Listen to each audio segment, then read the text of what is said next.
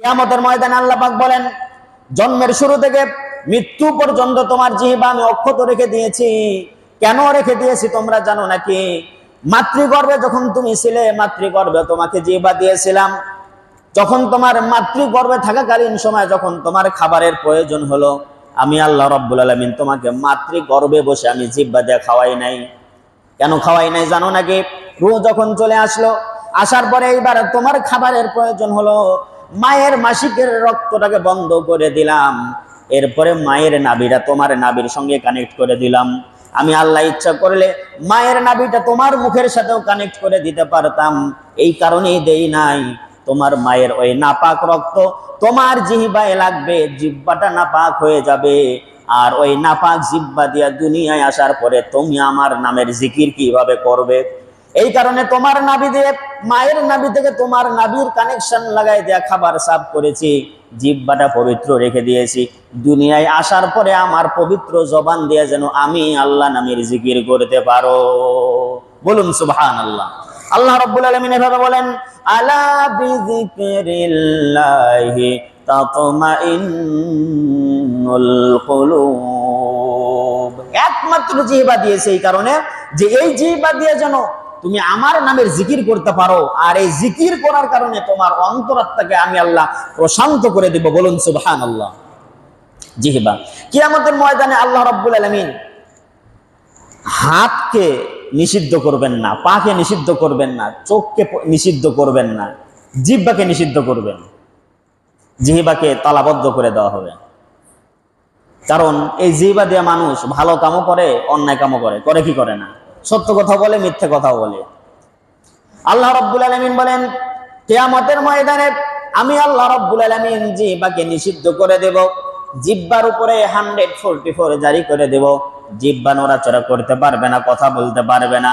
সেই দিন তোমাদের হাত তোমাদের কর্মের ব্যাপারে কথা বলবে, পা তোমাদের কর্মের ব্যাপারে কথা বলবে, চক্ষু তোমাদের কর্মের ব্যাপারে কথা বলবে।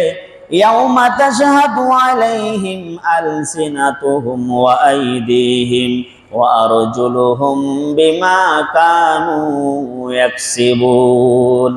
যে জিনিসটা যে কাজ করেছো সেই জিনিস, সেই কাজের ব্যাপারে সাক্ষ্য প্রদান করবে। এই জন্য জিহ্বা, লোকমান হাকিম আলাইহিস সালাম জিহ্বা এবং অন্তর দুইটা জিনিস নিয়ে আসলেন। লোকমান হাকিমকে আল্লাহ পাক প্রচন্ড জ্ঞান দান করেছিলেন। তার জ্ঞানের প্রশংসা স্বয়ং আল্লাহ করেছেন।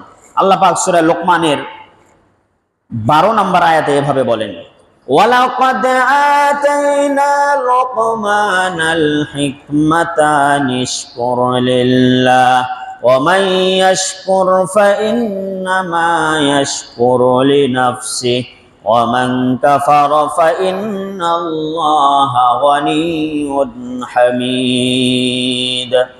আল্লাহ রাব্বুল আলামিন বলেন, আমি লোকমান হাকিমকে জ্ঞান দান করেছি, প্রজ্ঞা প্রদান করেছি। আনিশকুরুলিল্লাহ, যেন সে হচ্ছে আমার জিকির করতে পারে, শুকরিয়া আদায় করতে পারে। আল্লাহ বলছেন, আমি লোকমানকে প্রজ্ঞা দান করেছি যেন সে আমার কৃতজ্ঞ হয়। ওয়ামান ইয়াশকুর, যে ব্যক্তি কৃতজ্ঞ হয়, ফাইন্নামা ইয়াশকুরু লিনাফসি, সে নিজের জন্যই কৃতজ্ঞ হয়।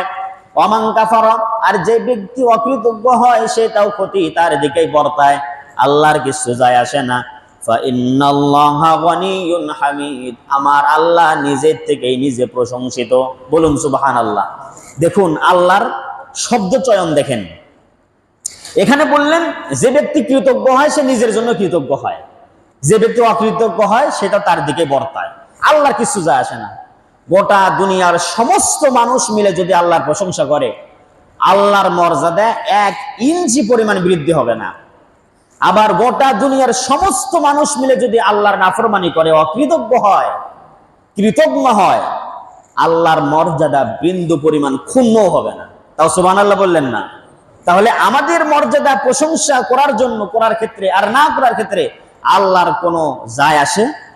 কথা বলেন, যায় আসে? তার প্রমাণ দেখেন এই আয়াত। আল্লাহ বলতেছেন গনিয়্যুন হামিদ।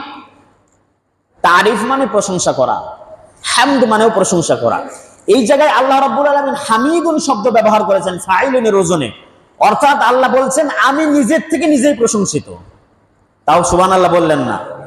তার মানে পৃথিবীর কোন মানুষের প্রশংসার আমি আল্লাহ তোয়াক্কা করি না। কোনো ব্যক্তি যদি প্রশংসা করে সেটা নিজের জন্যই করে, আমি আল্লাহ তার নিয়ামত বৃদ্ধি করে দেই। কোরআনুল কারীমের ভিতরে অন্য জায়গায় আল্লাহ পাক এভাবে বলেন, লা ইন শাকারতুম লাযিদান্নাকুম ওয়া লা ইন কাফারতুম ইন্না আযাবি লাশাদীদ। যদি কেউ আমার নামে প্রশংসা করে আমি আল্লাহ তার মর্যাদা বৃদ্ধি করে দেই। লাযিদান্নাকুম, লামে তাকিদ বা নুনে সাকিলা, আল্লাহ বলছেন অবশ্যই অবশ্যই আমি আল্লাহ তার মর্যাদা বৃদ্ধি করে দেই।